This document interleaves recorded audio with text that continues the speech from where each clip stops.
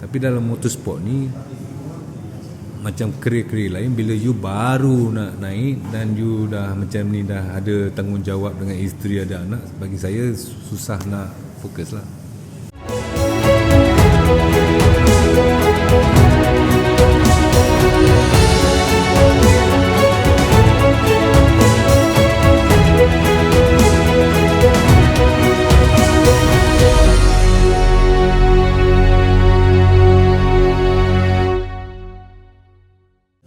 Itulah, kalau tengok Datuk dah mula dedahkan benda yang saya percaya memang ramai tak tahu, yang tadi tentang dengan drone hawk apa semua tu. So maknanya perkembangan dunia pemotoran Malaysia ni memang Datuk involve sepenuhnya untuk naikkan. So ada juga yang kata Datuk di SIC ambil kesempatan untuk telan duit saja, tapi bukannya betul-betul nak bawa rider Malaysia pun. Saya tak faham kenapa mereka cakap saya telan duit. Okey, telan duit SIC maksudnya. Telan pergi ke mana?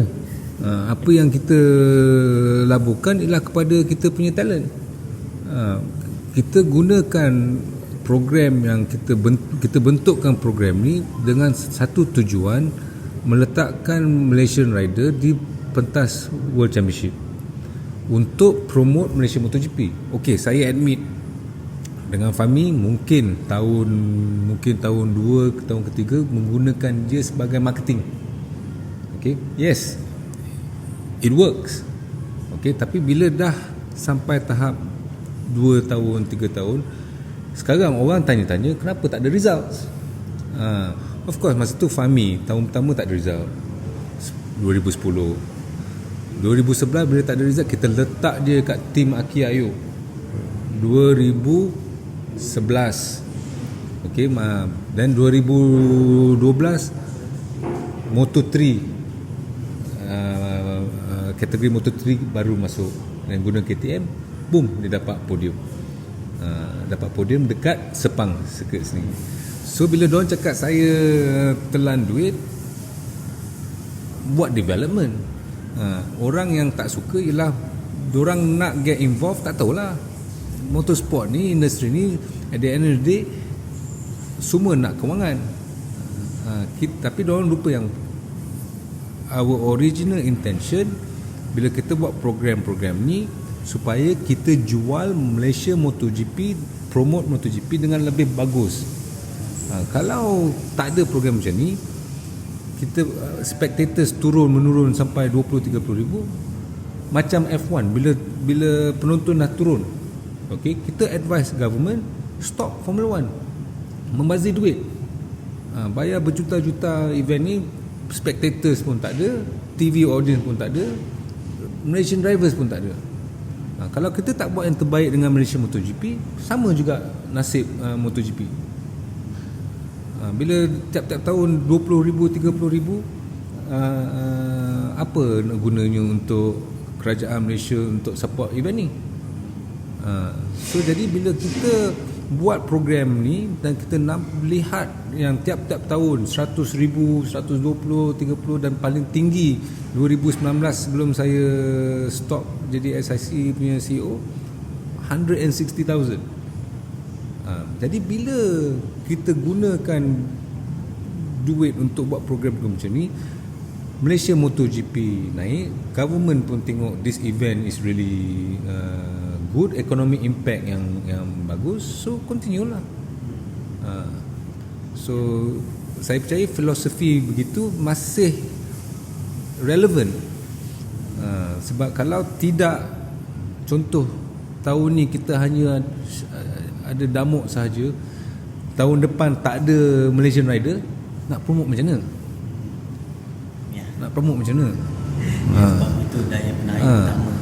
Kita ni, Malaysia MotoGP fans ni diorang macam football.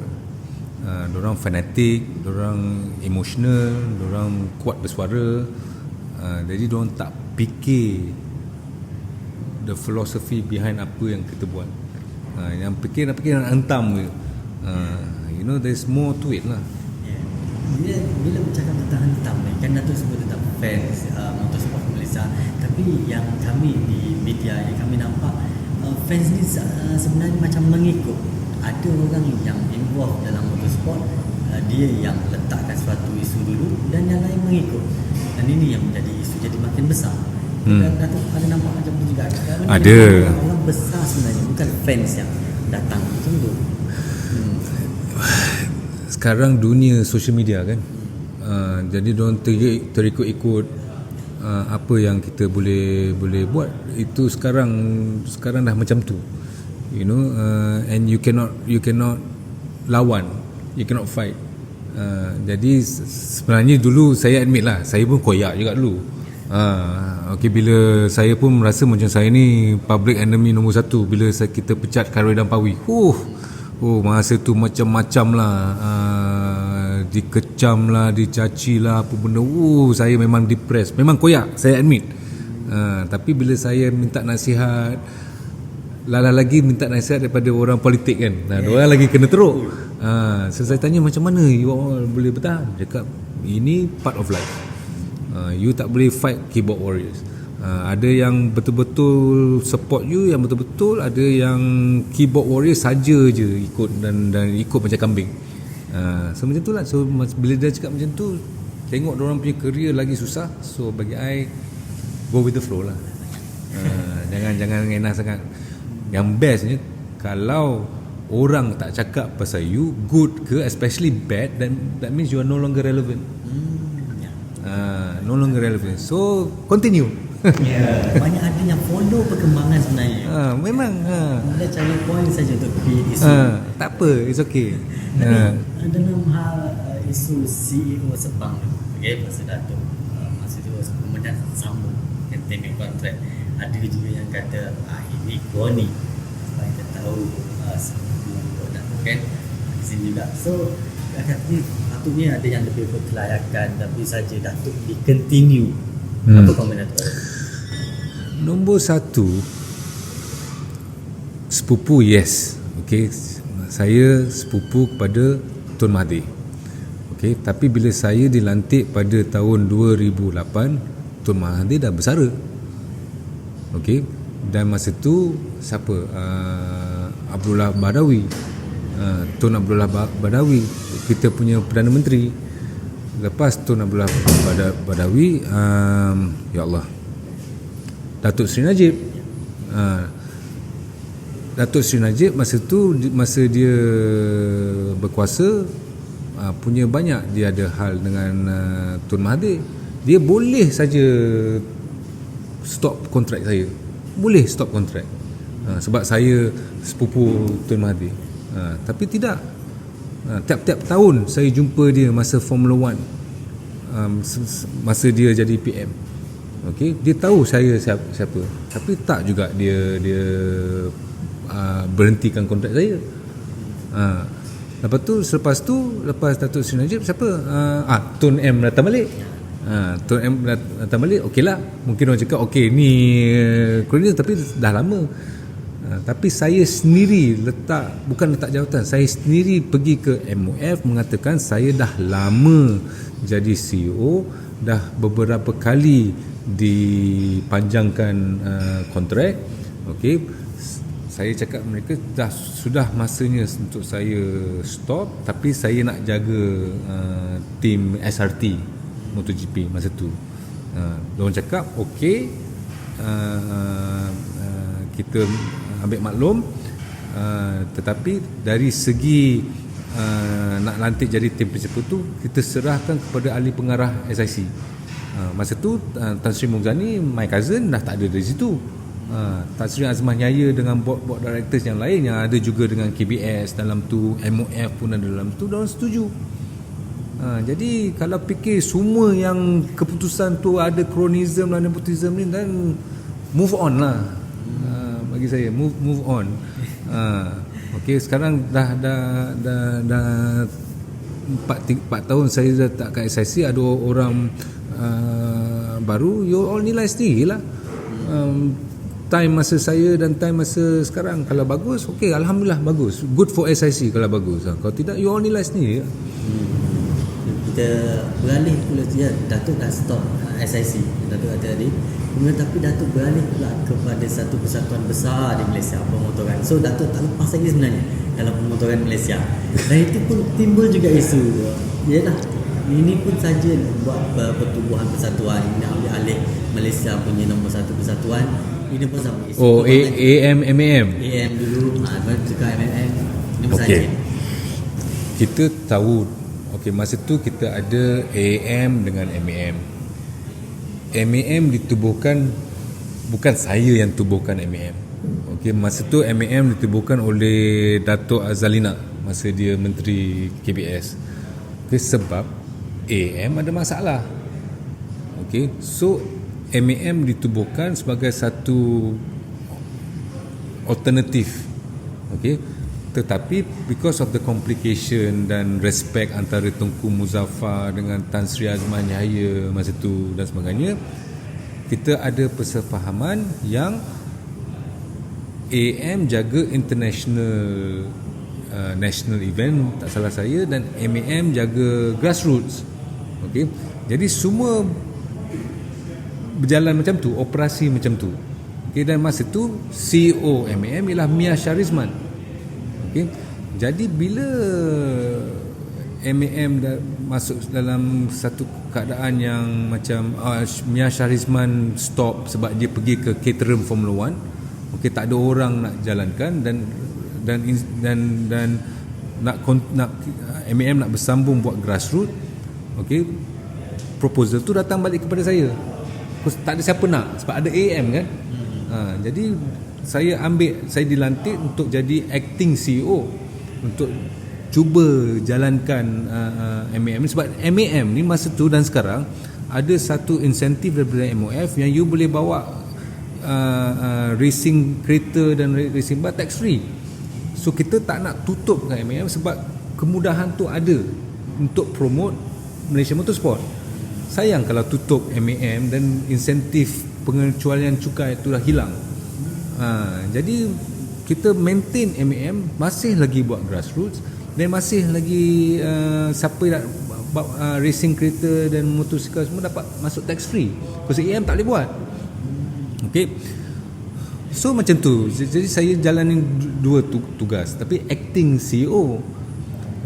Dan lepas tu tak salah saya, masa saya di CEO dengan SIC, macam-macam problem kita ada dengan AM.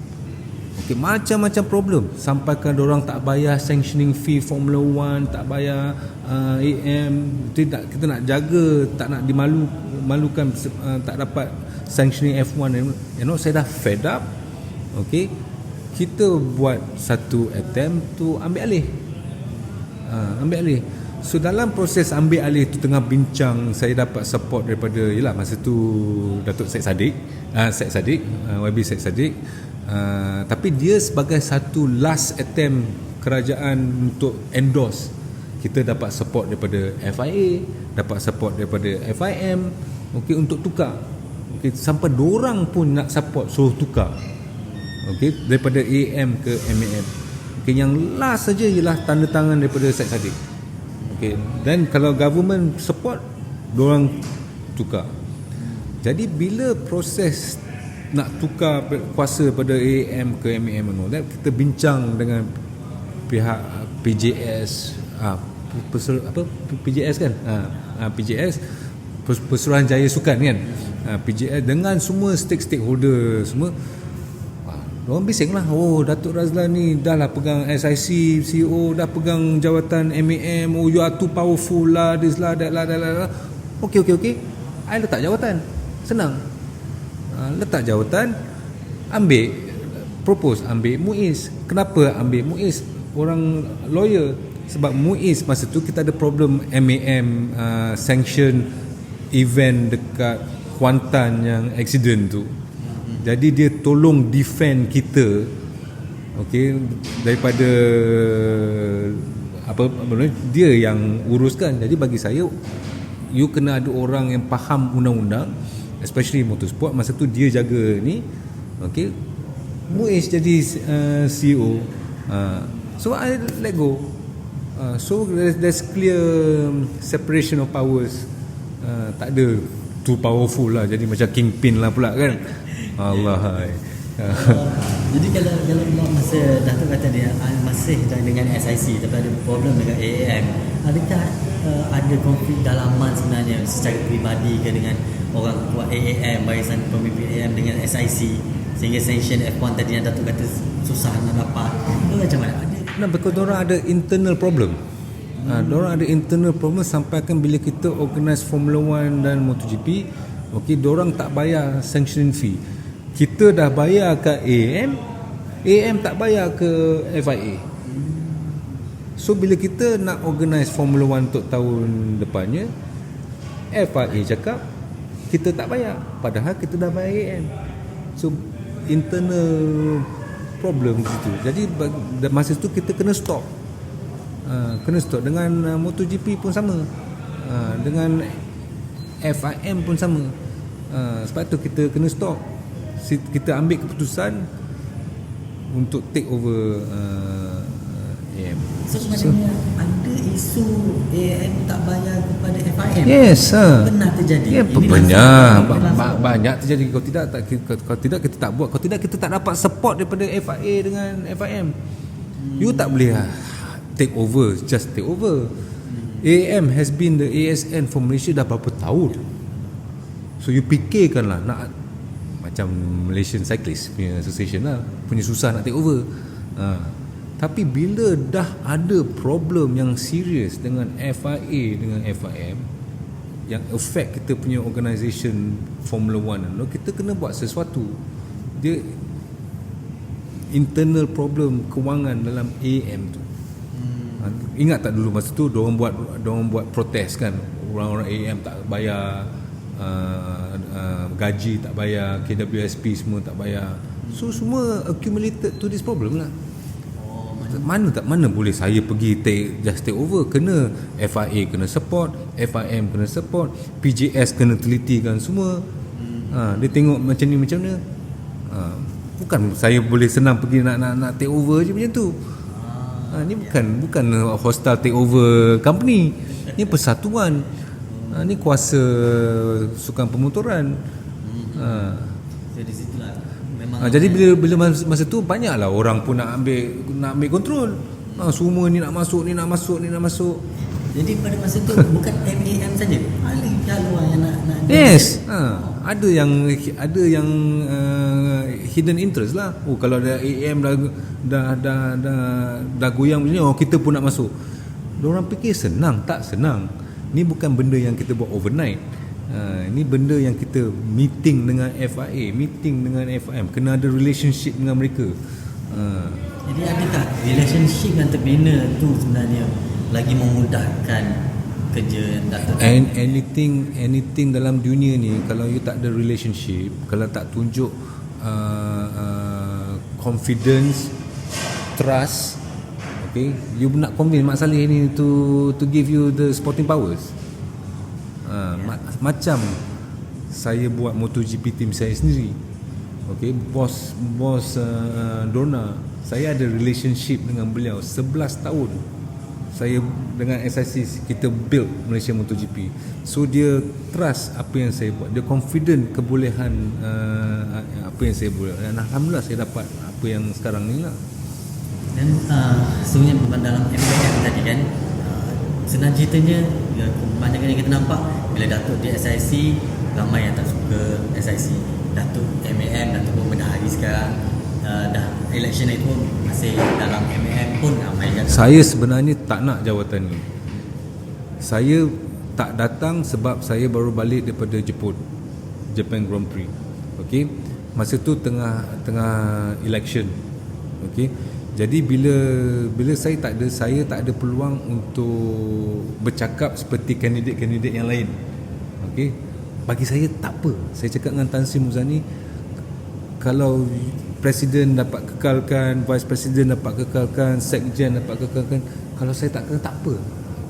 I tak nak you be in a position to be, because you are my cousin, problem. You know, sebenarnya I tak nak pening kepala kan semua, dan saya pun busy. Jadi bila Jet David yang candidate tu letak nama dia, dan people bila affiliate undi, semua sama. Misalkan 99. Okay, so Tan Sri ada voting power untuk pilih saya, dia, untuk pilih sesiapa. Tapi dia tak nak, undi balik, keluar 99, sama juga lagi. So dia bercakap dengan Jet, kalau you nak, I kasih kat you. Cakap sebenarnya saya tak nak. Sebenarnya saya tak tahu now. Datuk Razlan lagi experience lagi ni. Betul. Saya dapat telefon daripada Lina, cakap, Tok, you menang. Sejak David dia tak nak, dia cakap biar Datuk yang continue. Cakap Allah, continue balik lah. Dia cerita. Orang tak tahu. Orang yang tahu, yang ada dekat AGM tu, yang ada masa election tu, yang selalu criticize saya, ada kat situ, tak cakap. Bagi saya, this is the problem, the biggest problem dalam Malaysia ni. Sorry lah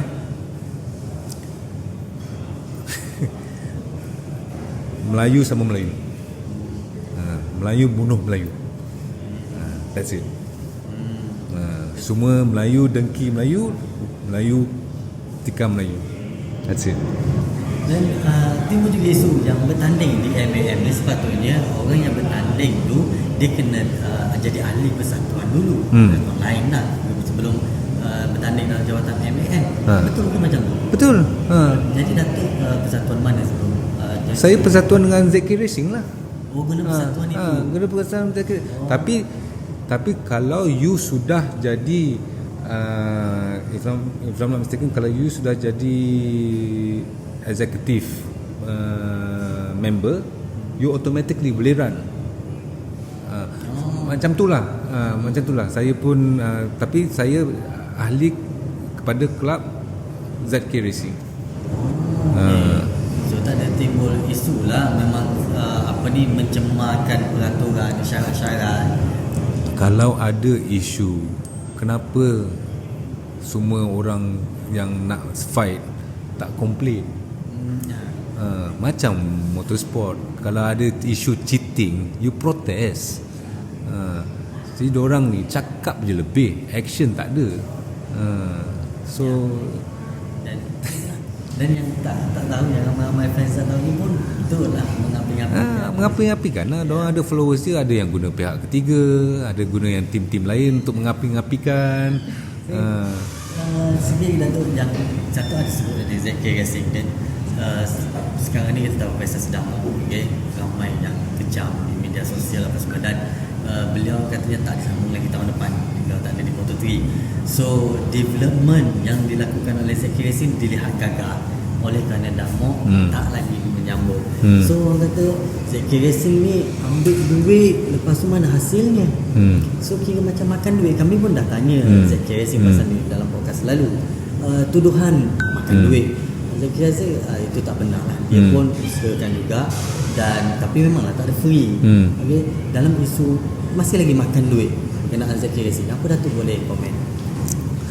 Nombor satu, kita tengok Damok ni, adakah dia layak pergi ke Moto3 World Championship? Okay, macam mana dia masuk ke Moto3 World Championship? Dia layak ke ataupun tak layak? Dia datang daripada Junior World Championship, okay, 2022. Dia position mana di Junior World Championship? Top 5 kan? So kalau top 5, adakah dia layak ke Moto3 World Championship? Layak, right? Okay, itu nombor satu, dia layak. Okay, kita letak dia dalam, bukan kita, ZK letak dia dalam team MT Helmets yang dia punya teammate ialah Diogo Moreira. Okay, tengok macam mana Diogo perform dengan Damok perform.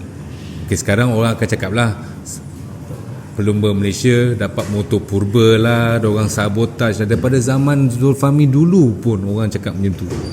Okay, tapi saya memang disappointed dengan saya sendiri disappointed dengan Damok, sebab masa saya di SIC, Damok fight dengan Daniel Syahmi di Wira Capri.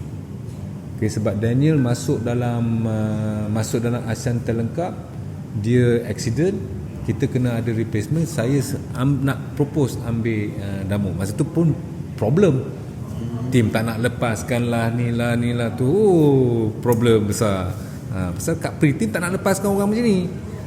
Tapi rider sendiri nak pergi sampai bergaduh dengan bapak dia semua pasal nak datang ke program kita.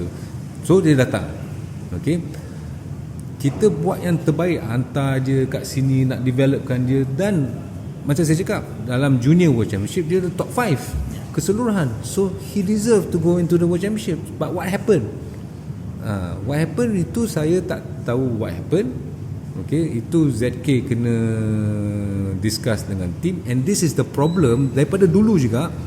Bila kita letak budak dalam tim pihak ketiga, kita tidak akan tahu sepenuhnya adakah ia rider problem or team problem.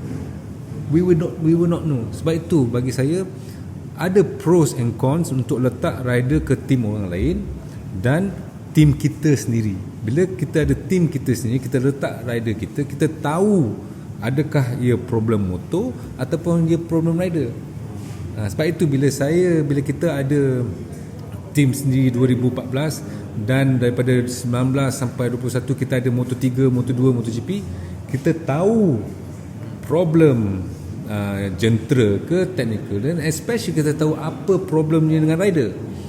Jadi Damok Meki kita tak, Fahmi pun difficult dengar Damok komplain, dengar tim komplain, kita tak akan tahu sepenuhnya kenapa Damok punya performance macam tu. Tapi kita boleh lihat teammate dia punya laju macam tu. Kita bukan nak cakap Damok ni patutnya as fast as teammate, tapi dekat. Tak begitu. Dan pada umur yang sama, pada time yang sama, umur baru 23 tahun, dah kahwin, dah ada anak. Jadi bagi saya ini okey, jodoh tak lari. Kalau jodoh. Tapi dalam motorsport ni macam kerja-kerja lain, bila you baru nak naik dan you dah macam ni, dah ada tanggungjawab dengan isteri, ada anak, bagi saya susah nak fokus lah. Okey. Tak, buat tengah-tengah pes. Dia tengah lekat. Korang ni potong steam lah. Tengah on the roll kan? Ada.